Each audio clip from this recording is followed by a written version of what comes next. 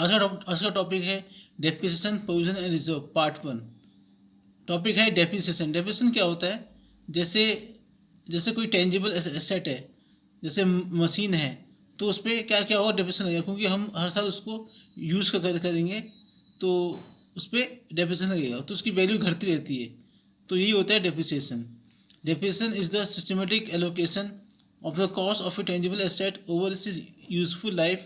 It represents the decrease in value of an asset due to wear and tear, obsolescence or other factor. अब देखो इसकी definition क्या है। Definition of depreciation according to the institute of cost and management accounting, London, ISA में, depreciation is the diminution in intrinsic value of the asset due to use और lapse of time. तो ये होगी definition.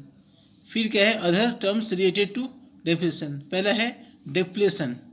ये क्या होता है? Depletion is the reduction in the value of an natural resources such as oil, gas, mineral as is extracted and use. It is type of expensive that is similar to depreciation but it apply to natural resources rather than tangible asset. तो ये होता है depletion. किस पे होता है? Oil, gas, natural resources पे। फिर है एमोटाइजेशन। एमोटाइजेशन क्या होता है?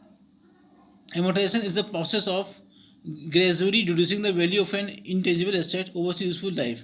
It is a non-cash expenses that represent the decrease in value of intangible assets such as patent, copyright, goodwill. ये होता है amortization. Feature of depreciation: reduction in value. Depreciation represents a reduction in the value of an asset over its useful life. Affect profit and loss. Depreciation affect the profit and loss statement as it recorded as an expenses. Depreciation एक expenses है, तो इसका फर्क profit and loss पे भी पड़ेगा। वो अब आगे पढ़ोगे जब फाइनेंशियल स्टेटमेंट आएगी, उसमें पढ़ोगे प्रॉफिट एंड लॉस अकाउंट। फिर है increase expenses.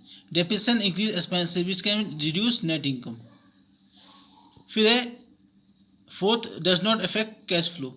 Depreciation does not affect cash flow as it is a non cash expenses. तो ये नॉन कैश एक्सपेंसेस है, तो ये कैश फ्लो पे अफेक्ट नहीं करेगा। फिर है factor affecting the amount of depreciation.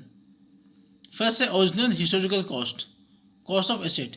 It includes all the cost incurred in acquisition, installation, freight, transportation, insurance charges up to the point the asset is ready for use. Original cost into purchase price, freight, installation cost.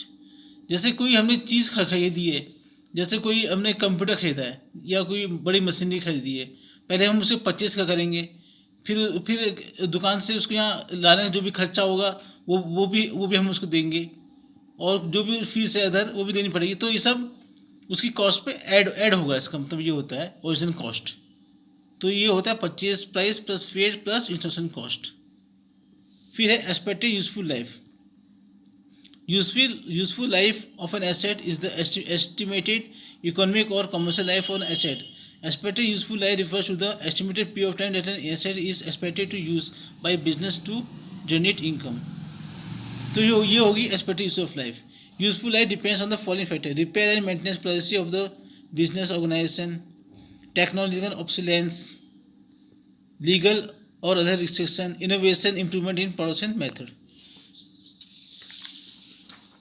फिर third है estimated net residual scrap value, salvage value.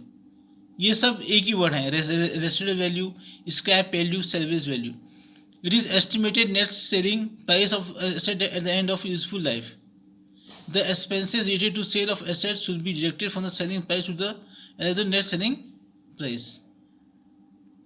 फिर है depreciable cost, depreciable amount. Depreciable cost of asset is equal to cost of equal to the is cost less net scrap value.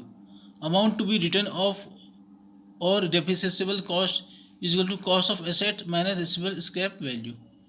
Thanks.